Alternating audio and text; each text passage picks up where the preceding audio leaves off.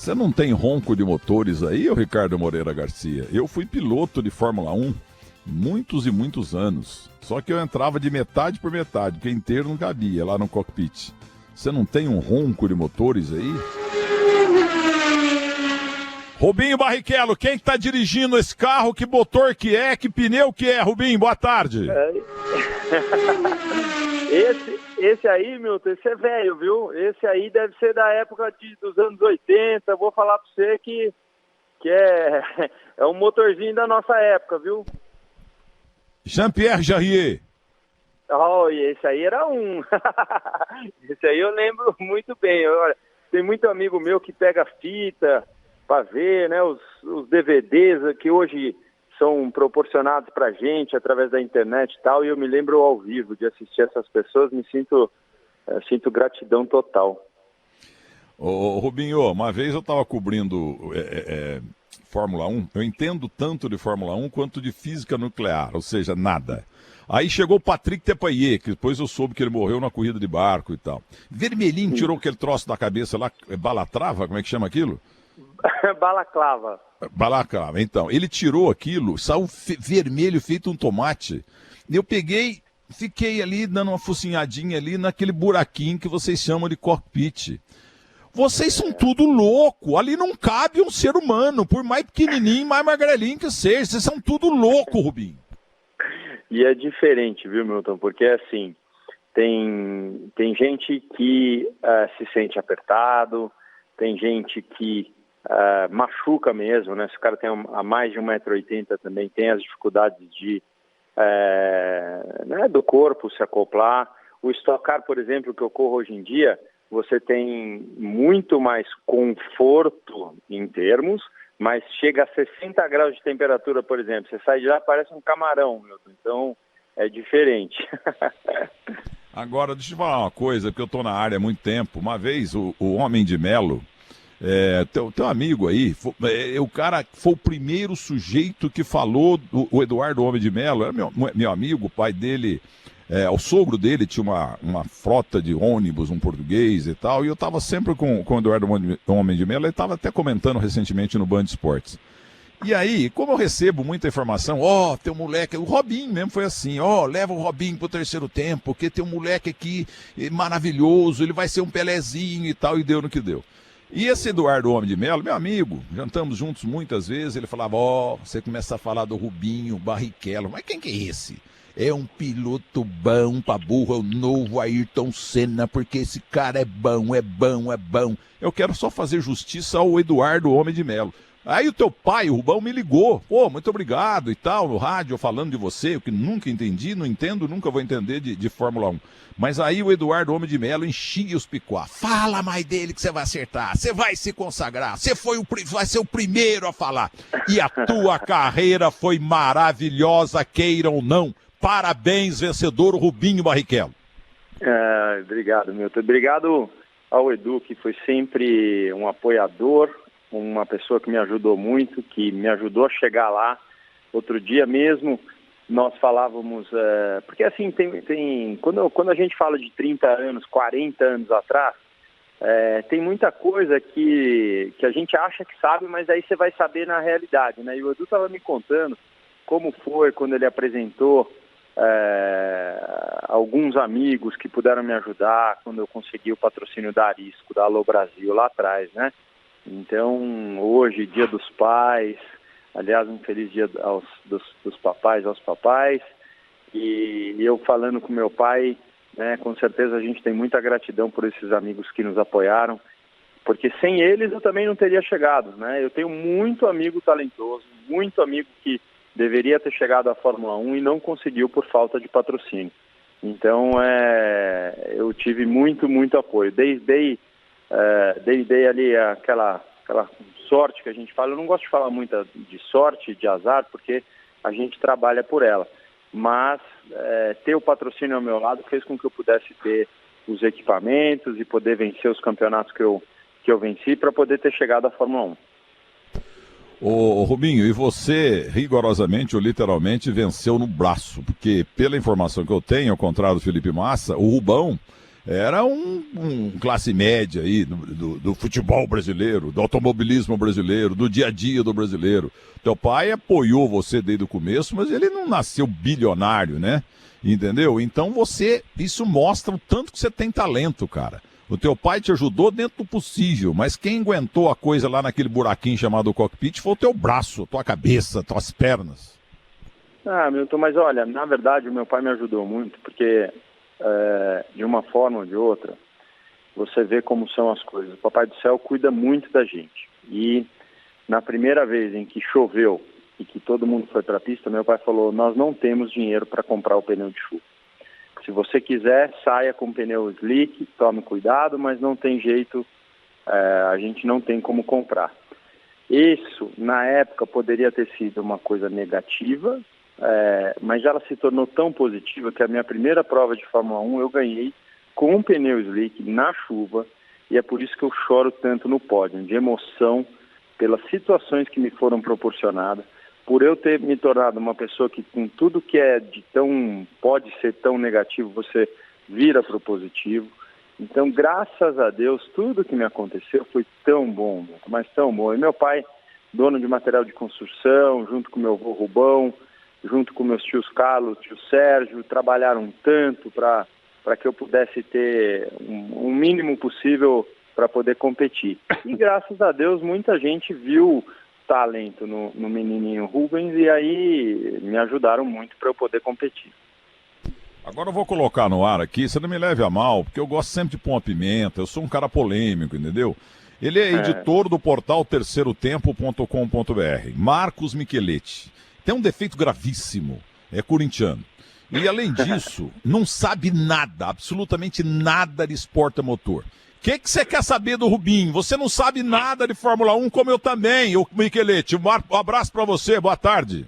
Boa tarde, Milton. Boa tarde, Barrichello. Boa tarde, Simate, amigos da Rádio Bandeirantes. É um prazer falar com vocês agora nesse Dia dos Pais. Dar um grande abraço aos papais aí, ao Milton, que é um pai de 3 filhos maravilhosos, ao Rubinho, que é um pai exemplar, do Dudu e do Fefa. Eu me emociono quando eu vejo as lives dele via do que você fez recentemente com o Dudu, viu, Barrichello? E é muito emocionante. Eu tenho um filho também, e a gente se emociona muito quando vê você. Você é um pai participativo, enfim, maravilhoso. E o Simate, eu tenho certeza que vai ser um grande pai também, pela figura humana maravilhosa que ele é também. Sei que é, E de público, eu quero deixar um agradecimento para o Barrichello, porque recentemente completaram-se 20 anos da primeira vitória dele na Fórmula 1. Ele me respondeu com a simpatia de sempre, com a gentileza de sempre, algumas perguntas para uma matéria que inclusive está no site, falando disso daí, contando aquela história do pneu quadrado, né, Rubens? que foi complicada. A Fernandinha Gonçalves, sua assessora, me ajudou muito nisso. Mas a minha pergunta hoje para você, Rubens, é a seguinte. Eu sei que o Milton está muito triste com o Corinthians, o nosso timão, ter perdido ontem o título paulista, mas eu queria brincar um pouquinho com futebol e Fórmula 1 também. O jogador de futebol, quando sai do Corinthians, ele costuma dizer que é diferente jogar no Corinthians, né? Jogar no Corinthians ele passou por vários clubes do Brasil, do mundo e tal, não, mas jogar no Corinthians é diferente, a torcida, o clima todo. E você competiu na equipe mais emblemática da Fórmula 1, que foi a Ferrari. Eu queria que você falasse um pouco sobre isso. Será que competir pela Ferrari é como jogar no Corinthians, Rubens? Sim, um grande abraço para você. Muito obrigado pelas palavras. Olha, eu acredito que a gente passa a vida inteira procurando entender o que nos motiva. Uhum. A gente fica numa situação em que, poxa, vamos lá, então o Rubinho jogou pelo Corinthians e agora ele foi contratado. Muitas vezes o cara sai do Corinthians, tem a chance de jogar lá fora e de repente ele volta, aí ele volta por um time que pode ser novamente o Corinthians, mas vamos supor que ele voltou para o Santos, Palmeiras ou São Paulo, que são os 4 ali, os maiores de São Paulo, mas e aí tem o mesmo valor, o cara tem a motivação e tal, mas aí passou um tempo, ele vai para um time menor porque ele já não é tão considerado, aquela coisa. Tudo é a nossa cabeça que faz. Então, se na nossa cabeça a gente sempre a gente dá o devido valor para nós, sabendo dos nossos limites, mas a gente se dedicando ao máximo, eu não consigo diferenciar a Stock Car da Fórmula 1, por exemplo. Todo mundo fala, mas o cara correu 19 anos lá na Fórmula 1, a Stock Car é menor, mas é menor, mas me dá o mesmo prazer que eu tenho de competição, é roda a roda o tempo inteiro. Então, eu realmente acho que a gente passa o tempo inteiro tentando entender a nossa mente, o nosso corpo, porque é a gente que tem que dar o valor, independente se o público ou até a imprensa acredita que um time é maior que o outro. Então, mas somos nós, né? Eu acordo todo dia com uma gratidão no peito por ter realizado tudo aquilo que fiz e por estar ativo hoje em dia, né? Ontem era tarde aqui, já umas 5 horas da tarde, meu filho falou, vamos fazer alguma coisa, pai? Eu falei para ele, o pai vai dar vou fazer uma corridinha a pé. Falei, putz, pai, mas já tá tarde. Eu sei, filho, mas eu preciso dar uma rodada hoje, porque eu me sentia como eu tinha que sair. E aí você fala assim, mas é para ficar esbelto? É nada, é para estar bem ali no carro. Toda vez que eu saio para correr, eu quero saber que eu estou bem, que eu preciso do meu corpo para deixar minha mente livre, né? Então, esse é o grande motivador, a gente estar bem de cabeça e não diferenciar tanto aquilo por onde todo mundo diferencia. É na tua cabeça que você tem que fazer as suas estatísticas. Ô Ricardo Moreira Garcia, bota um Fórmula 1 roncando aí de novo, vai, qualquer um, vamos ver. Solta a coisa aí. Rogério Micheletti, que carro é esse, que piloto é esse, que grande prêmio que foi esse? Marcos Micheletti, o senhor confunde meu nome com o nome do meu irmão. Tudo a mesma coisa, dois maravilhosos, Rogério Micheletti e Marcos Micheletti. Você trabalha comigo só há 20 anos e eu errei teu nome. Pois é, e você precisa só corrigir um negócio. Você falou que o Depailler morreu no acidente de barco, mas quem morreu no acidente de barco foi o Pironi, francês também. O Patrick Depailler morreu num teste com a Alfa Romeo em Hockenheim, aliás, a mesma Hockenheim, a antiga Hockenheim, né, Rubens, que você ganhou aquela tua corrida maravilhosa, a primeira da tua carreira. E quando o Rubens falou dessa alegria dele, que ele tem... Não, mas peraí. Rubinho, tá vendo como é que eu entendo tanto de Fórmula 1 quanto de futebol? Você viu? Agora o cara vai dar o motor da lancha, porque não sei o quê, igual eu falo de futebol. Entendeu? Eu matei um na lancha, mas não foi na lancha.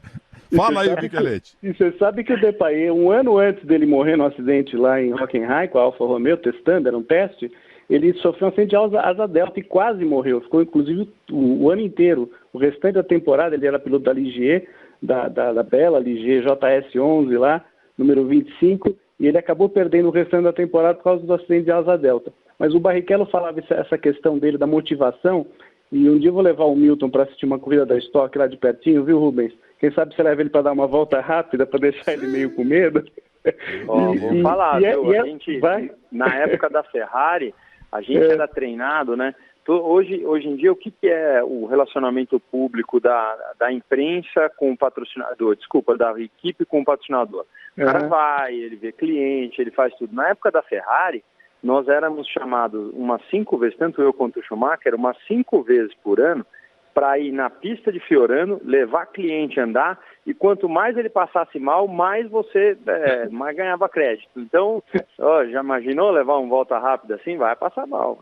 E olha, o Milton vai ficar impressionado com uma coisa que é incrível, é maravilhoso ver o momento da visitação dos boxes, para quem nunca esteve em Interlagos ou em outras pistas que eu já tive a oportunidade de ver, o momento de visitação dos boxes, o carinho que o Barrichello recebe, que inclusive você mesmo costuma dizer isso, né, Rubens, que é a retribuição, né, que você dá a todo o carinho que você teve durante todo o tempo da Fórmula 1 e nesse momento de proximidade com o público, o que lota de gente, o que fica de gente na frente dos boxes da Full Time é impressionante, né, Rubens? Esse carinho é muito gostoso, né?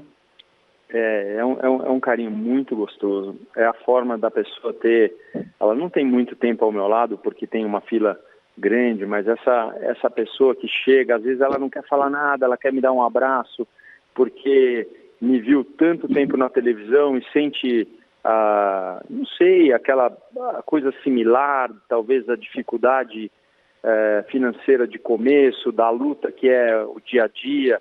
Então é muito gostoso, é muito, muito gostoso e realmente uma retribuição de carinho de todo esse tempo que eu estive na Fórmula 1 e que às vezes a pessoa não pode chegar perto, né? Porque é aquela coisa, da credencial. A gente tinha 2 credenciais por grande prêmio de Interlagos. Então você imagina, né? Não foi fácil. E na Stock Car, graças a Deus, a pessoa pode chegar mais perto e aí é realmente gostoso dar esse abraço. Ô Rubinho, faz muito tempo que eu não te entrevistava, não tinha um prazer. A gente se viu já em aeroporto, já correndo em restaurante e tal, mas conversar com você no rádio fazia muito tempo que eu não tive o prazer, não estava tendo o prazer de falar com você. E eu estou ouvindo aqui, porque eu tô com o fone no ouvido há 52 anos. Você fala como se fosse um juvenil do Corinthians que vai fazer o primeiro treino, como se fosse um molequinho que está começando lá na Vila Belmiro para tentar sorte na vida do meu mundo, que é o futebol. Você é um cara humilde demais, entendeu? Você é um cara muito humilde e fez um sucesso extraordinário. Um dos maiores pilotos do mundo de todos os tempos. Mas o Jobim falava, fazer sucesso no Brasil é falta de educação. Entendeu? Você é um brasileiro nobre, um brasileiro espetacular. E vocês pilotos, que eu praticamente não conheço nenhum, Ayrton Senna mesmo nunca vi de perto. Agora em fevereiro, lá no Carnaval, eu fui para Nova York, eu estava lá com a minha família, e o meu filho mais velho, o Rafael Eduardo Magnoni Neves, foi, você sabe, né, o Micheletti, ele tirou uma foto com o Fernando Alonso, quando ele foi apresentado lá pelo Citibank, em Manhattan, no coração do dinheiro do mundo ali, do lado de Wall Street também, e ele tirou fotos também com o Fernando Alonso e ficou impressionado primeiro com o tamanico dele, um nenenzinho, pequenininho, entendeu? Porque grandão não cabe no cockpit. Vocês pilotos não tem máscara nenhuma, entendeu? Nenhuma máscara. Agora tem jogador de futebol aí que nunca chutou uma bola e já pensa que é Pelé, viu, Rubinho? Mas eu acho que esse é o maior exercício da vida, né? Eu eu posso falar, né, que você conhece meu pai, você sabe que eu estou falando uma verdade, uma realidade.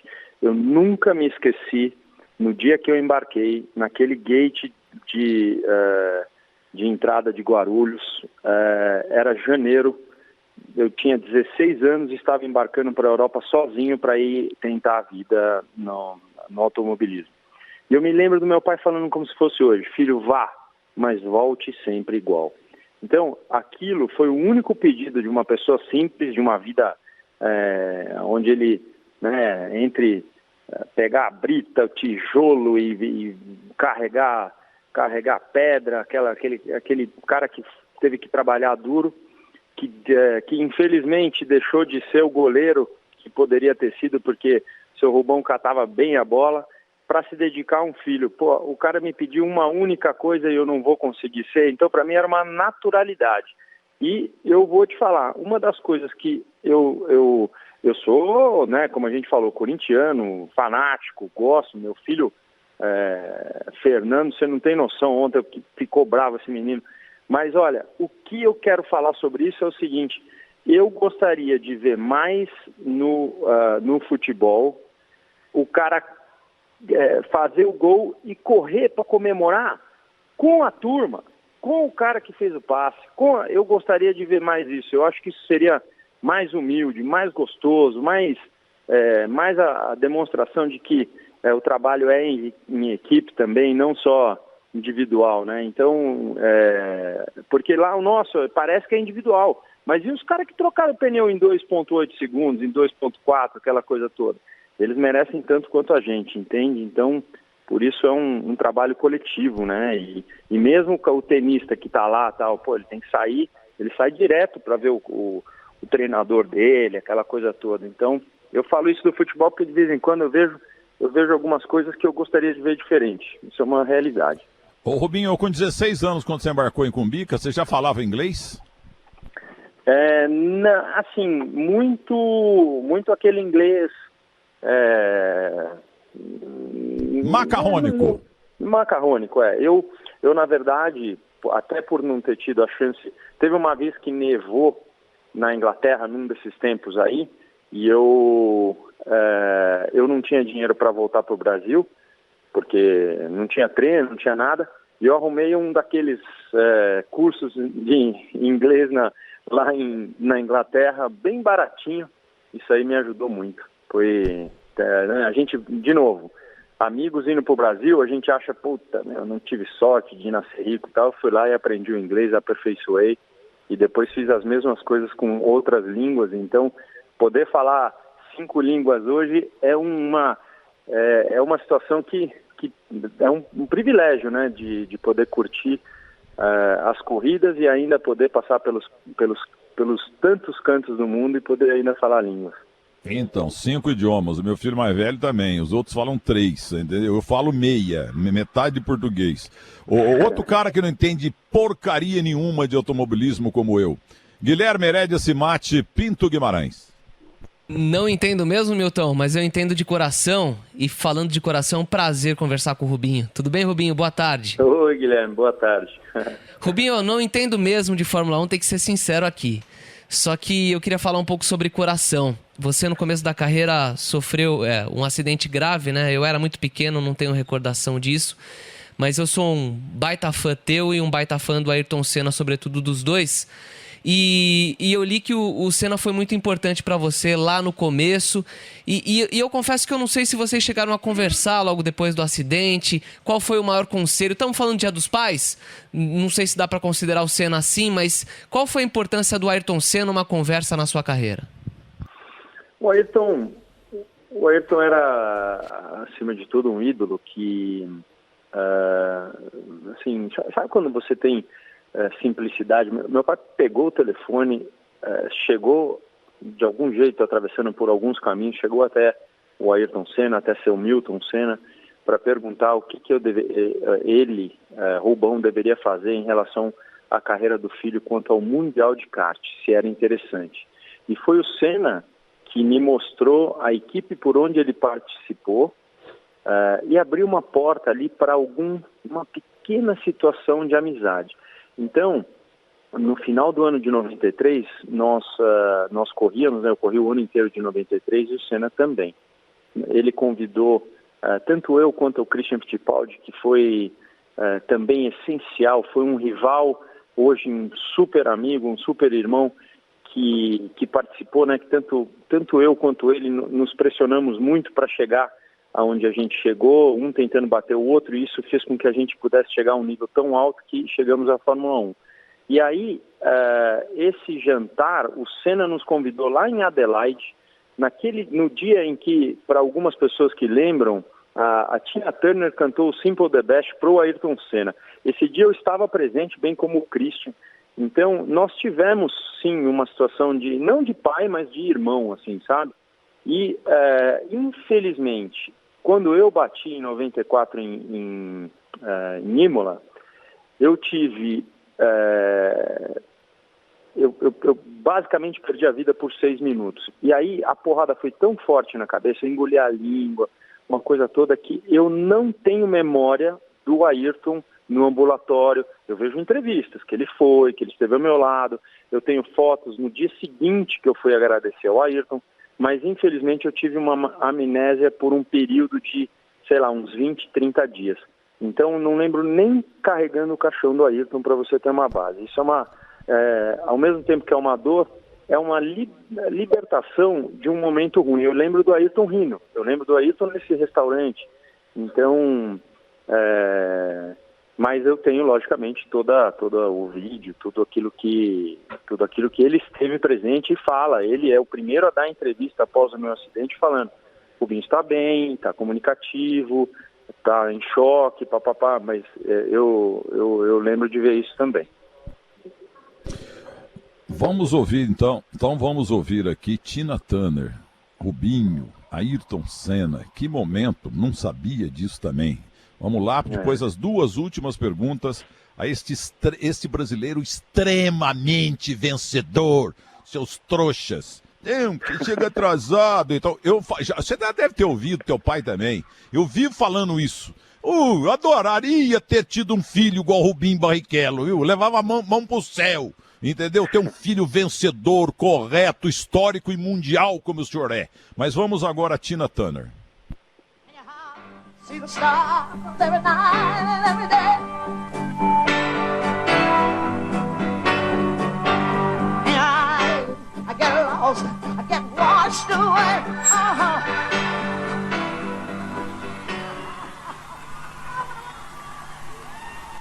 Thank you. I'm a fan. I'm really a fan. I'm very excited. Wonderful. Congratulations. You know who that is? Senna, right? All right. The winner of the Grand Prix. Well, the best. The best? You want to sing it again? Just as long as you're here in my arms, I could be in no better place.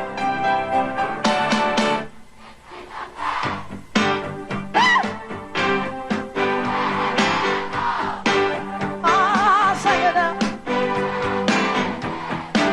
All right, yeah. Ooh, stop!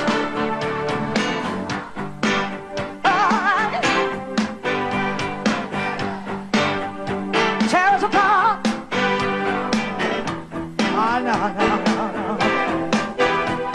Would rather.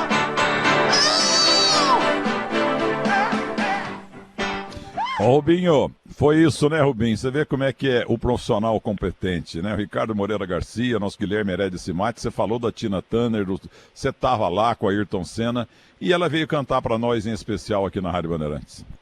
Que emoção. Eu me senti lá no dia e os pilotos tinham a oportunidade de estar no backstage. O Ayrton estava lá na minha frente, lá do outro lado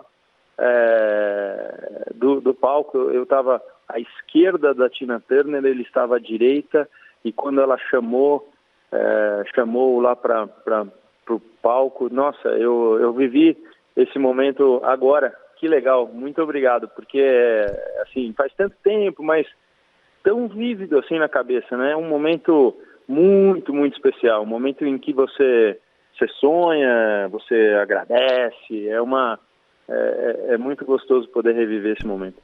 E eu tenho a última pergunta aqui, depois a última de quem entende, que é o Guilherme Simati, mas o Oliveira Andrade, que já narrou muito também Fórmula 1 na televisão, ele manda aqui um WhatsApp para mim: Milton Neves, a Tina Turner até que não era ruim, mas o Pablo Vittar tá numa fase. Olha aqui, ó, o Rubinho, eu vou fazer essa pergunta, porque senão o Michelete vai me roubar essa pergunta, entendeu? Eu tava em Aspen, toda a minha família, primeira vez que eu fui lá. E lá estava tendo uma parada gay só de esquiadores, que tinha parada gay só de esquiadores. Ali uma beleza, lugar muito bonito e tal. Aí chegou a informação que o teu amigo Schumacher, lá na França, tinha caído do seu esqui, bateu a cabeça na árvore e tal, e está nessa situação toda aí. E à noite a gente foi num pub, e eu não entendo absolutamente nada de inglês, de língua nenhuma, não sei de português, nós estávamos lá, e os caras comentavam ali, esqui, né, e falando de Fórmula 1 e tal, os caras absolutamente neuróticos, apaixonados pelo esqui e também pela Fórmula 1, e o assunto era o Schumacher. Aí um gordão falou assim, a minha nora que traduziu, foi um dos filhos meus que traduziu. Ele está dizendo aí, ó, se se o Schumacher não morrer de hoje para amanhã, ou morrer numa semana no máximo, ele vai ficar, entre aspas, a vida inteira entrevado. Então vem cá, talvez você vá dar uma informação que você é amigo dele, nós que não temos nenhum acesso, como o mundo inteiro não tem, mas conta para nós. Afinal, ele é preservado vivo porque são contratos vitalícios e ele tem chance? Conta para nós do teu amigo Schumacher, por favor. Então, Milton, é uma situação muito difícil, porque quando não tenha dúvida que nós tínhamos nossos traços de competitividade, mas acima de tudo ele era um cara que gostava muito de mim, da minha família, tratava muito bem meus filhos, e nos momentos em que eu tentei contato para saber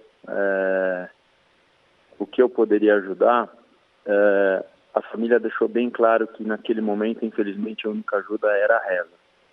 Então, por isso a gente sabia que era uma situação muito difícil. E depois disso, poucas pessoas foram deixadas por perto. Então, o que a gente sabe é muito limitado também, é muito limitado. Eu basicamente, quando leio notícia hoje em dia, eu não tenho certeza se é verdade, se não é, porque foi muito preservado.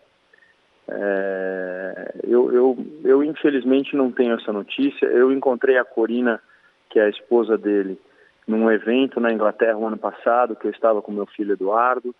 Ela foi muito simpática e eu não me senti no direito de pergunta, porque isso deve ser perguntado o tempo inteiro. Eu achei que seria um desrespeito da minha parte e a isso. E aí eu só dei um abraço carinhoso nela e ela me contou uma história que ela tem um quadro meu na casa dela, que foi um quadro lindo, pintado, que ela deu para o Michael e o Michael falou assim: lindo esse quadro, quero em casa, mas não sou eu, é o Rubens. Então ela deu um quadro para ele, que era eu no carro da Ferrari, e que ela falou que um dia ela gostaria que eu tivesse esse quadro. Mas eu não me senti no direito, Milton. Eu não achei que era desrespeitoso e quis, já que essa é a intenção da equipe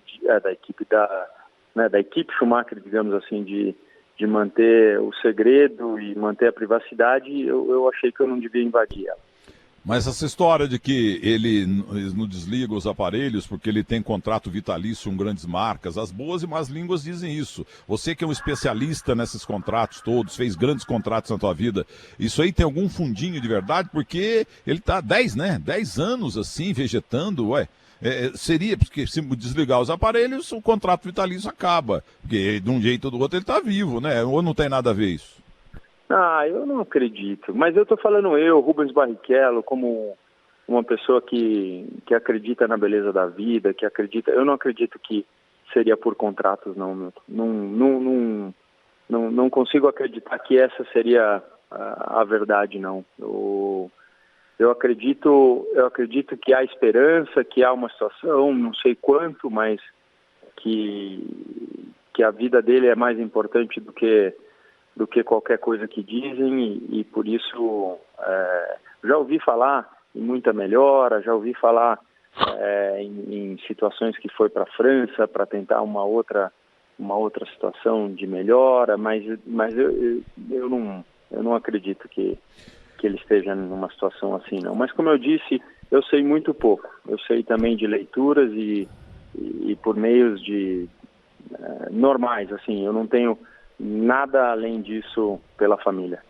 Então, o Micheletti vai fazer a última pergunta, só me ocorreu isso agora, que vocês pilotos, ainda pilotos excepcionais, como diz o Cláudio Karsug, quando falavam que a Leila Lombardi era barbeira, que o Satoru Nagashima era barbeiro, o Karsug vai ser o Milton, você não entende nada. Ninguém anda 300, 400 ou 1000 km por hora se não for muito competente. Não vai falar de futebol, você não sabe nada do automobilismo, eu não sei mesmo. Mas vocês são destemidos e corajosos demais. Para mim, vocês são loucos, além de gênios, entendeu? Mas é o seguinte, o Schumacher, o Abílio Diniz estava esquiando lá em Aspen, aquela vez que eu fui lá, com a minha família toda, e o pessoal fica esquiando ali, o Fábio, meu filho, o Rafael, meu filho, mas os esquiadores como se fala, leite de pato, né? Bem sossegadinho, super amador. E ele é muito competitivo, ele estava lá na França e saiu da trajetória normal dos esquiadores, e foi se arriscar entre árvores aí. Será o instinto de competição que fez ele bater a cabeça lá na pedra, bater a cabeça numa árvore? Porque vocês não aguentam andar devagar. Eu não consigo te falar em relação a isso, mas as pessoas podem falar, né, Milton, como por exemplo, Rubinho, mas você já correu há tanto tempo, tem 48 anos, uma família linda, o que você quer fazer no Stock Car? E assim, eu tenho tanto amor pelo que eu faço, né, na pandemia, ficar parado, nossa, eu montei simulador, e anda daqui, eu já estava apostando corrida com meu filho, subindo escada, e aquela coisa, é competitivo mesmo, né? Não tem jeito, precisa de velocidade. E como é uma coisa tão vívida assim, eu não consigo me ver sem. Então, mas tem que tomar cuidado, né? No contrato de Fórmula 1, por exemplo, nós tínhamos lá escrito que não podia pular de paraquedas, não podia andar de moto, não podia fazer um monte de coisa que era perigosa. E então tem as suas. Você pode buscar adrenalina de uma forma ou de outra, mas tentando ser o mais coerente possível. Pois não. Micheletti, a última pergunta, Rubens Barrichello, o vencedor.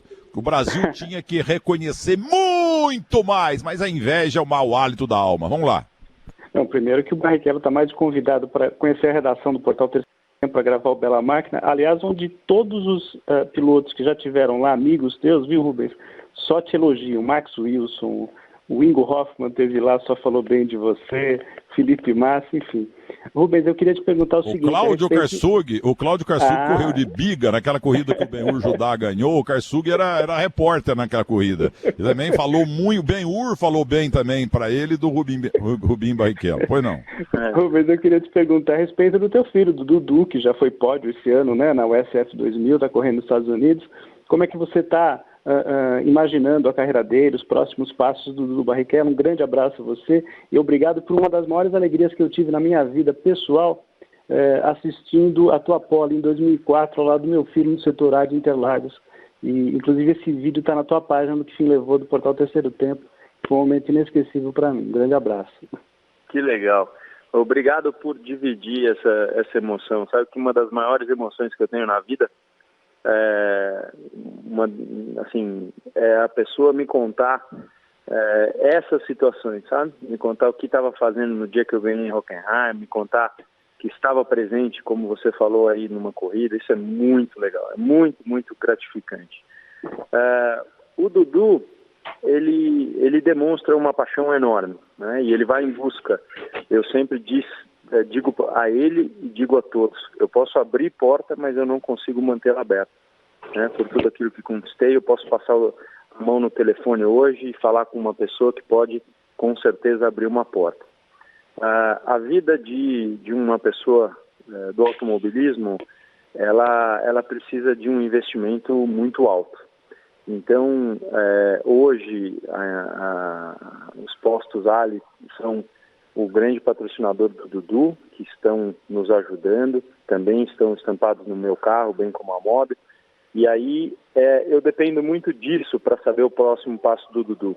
O próximo passo do Dudu, naturalmente, mais barato, até por se ele tiver um ano muito bom, lutar pelo título, seria estar nos Estados Unidos.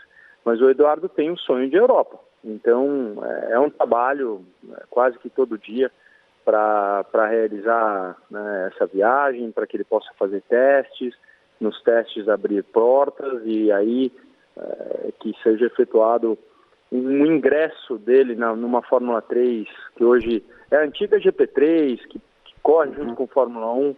Esse seria nosso sonho, que ele pudesse, nosso não, o dele, né? Porque o meu sonho é que esses meninos tenham a mesma qualidade de vida que eu tive, no sentido de ter os princípios, de ser uma pessoa coerente, de ter amor no coração, de seguir o que o seu Rubão pregou para mim. Então, eles estando felizes, tanto é que o Fernando, meu filho menor, hoje o negócio dele é jogar futebol.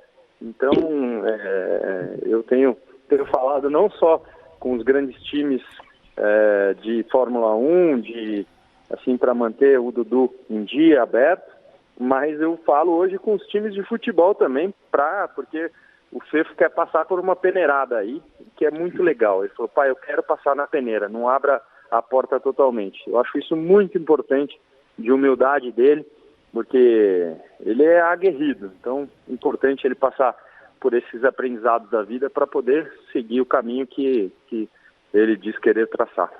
Qual é a idade dos dois? O Fefo tem 14 anos, o Dudu está com 18 já. Como o tempo passa, eu lembro do teu casamento, do teu namoro, igual a gente acompanhou, do Ayrton Senna, do Pelé. Atenção, o Marcos Meireles, até amanhã, 5 da manhã, no Portal Terceiro Tempo, na Avenida Paulista, tá bom, rapaz? Pode deixar. Tá feliz de falar com o Michelete, então agora vai dormir. Um abraço. Um abraço, tchau. Obrigado, Barrichello, um abraço. Agora, o italiano Rubens Barrichello, dá uma escutada nisso aqui, quer ver? Vamos lá. Aqui lá vem Rubinho com tudo pra cima, atenção toda voltada pra cima dele, faz a primeira curva do estádio, vem pra segunda curva, e daí pra última, e vai receber a bandeira quadriculada da Alemanha na 11ª etapa do Mundial 2000, flashes pra Rubinho, as bandeiras estão tremulando na arquibancada, as bandeiras vermelhas, tá aí a vitória dele, chega, passa, vence o grande prêmio da Alemanha! Rubens Barrichello está festejando, A vibração é total, a alegria é contagiante. Todo o time vence, junto com ele. Michael Schumacher, Jean Todt, todos se abraçam neste momento. Nesta 11ª prova, Barrichello vence o Grande Prêmio da Alemanha. Dedicar essa corrida ao Ayrton Senna, porque foi uma pessoa a quem eu devo muito ainda nessa minha carreira, e também ao meu pai e a toda a minha família, a Silvana, que está com certeza mais contente do que eu. Dizer que foi uma corrida muito, muito, muito especial, foi uma corrida muito difícil. Eu realmente só tenho que estar muito contente e dedicar essa corrida a todos aqueles também que me suportaram todos esses tempos de dificuldade, todos aqueles que aguentaram as brincadeiras, e dizer que é muito bom estar naquele primeiro lugar. O palmeirense americano da Guarucop, o Dalvo, lá da Rua Camilo, da winehunter.com.br, o homem do vinho, estão dizendo assim, enquanto rolava, ele vai chorar. Você chorou aí, ô Robinho? Eu vou te falar, eu sou um cara de emoção, né? Dá pra ver na voz, porque a gente se transporta pro momento, né? Isso é a coisa mais gostosa do mundo, é poder viver essa emoção. Nossa, como eu chorei aquele dia. Chorei por uma coisa, chorei por outra, mas acima de tudo chorei porque naquele dia eu me lembrei, né, desses ensinos que meu pai me passou, mas eu no pódio, eu olho pro céu e eu lembro do paizão falando assim, filho, a gente não vai poder fazer o brasileiro de kart, porque a gente está sem dinheiro, mas eu vou arrumar um jeitinho. E aí ele voltou depois de uma semana sem o carro dele, o Fiat 147. Ele vendeu o carro para a gente ir pro brasileiro. Cara, isso aí o seu Rubão é um cara muito especial. Então aí você vê que é uma carreira que tem que agradecer mesmo. E como você falou no começo, chupa seus trouxas. os que fizeram, os que fazem, os que brincam, faz parte de um negócio gostoso que só quem conhece para dar o valor e saber que foi uma luta muito gostosa, que continua sendo, e que, graças a Deus, o que eu mais quero é passar esses princípios para os meus próximos, para que eles deem valor a quem luta. Eu acho que esse é o mais importante. O importante tem o ganhar, tem o perder, mas tem a luta. Eu acho que isso que é a coisa mais gostosa do mundo. Quero que você dê um abraço no teu pai, no Rubão. Todas as vezes que a gente se encontrou, ele foi muito simpático comigo. E já que você levantou a bola, eu tenho um pedido final a você, mas eu fico indignado com essas piadas. Não, o Rubinho Barrichello foi lá no Mapping, hoje o Mapping fechou. O Rubinho Barrichello foi lá na Gearonso para comprar um presente e fez. Essas piadas são irritantes, porque tem piada em relação ao jogador de futebol ruim, tem piada em relação a jornalista ruim, sabe? Todo setor de atividade temos os ótimos, os bons, os mais ou menos e os ruins.